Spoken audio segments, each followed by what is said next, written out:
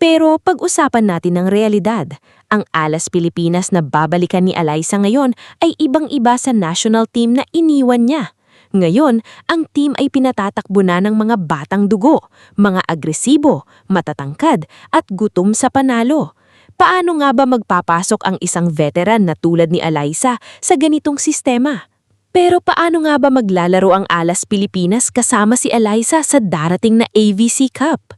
Kung titignan natin ng court rotation, hindi natin inaasahan na si Alyssa ang kukuha ng mabigat na scoring load tulad ng ginagawa niya noong 2015 o 2019.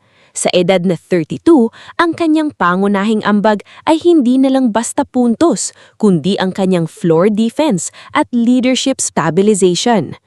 Kapag maini ang laban, kapag dumarating ang tinatawag nating crunch time o yung mga huling yugto ng set kung saan madalas kabahan ng mga batang manlalaro, doon mo kakailanganin si Alyssa.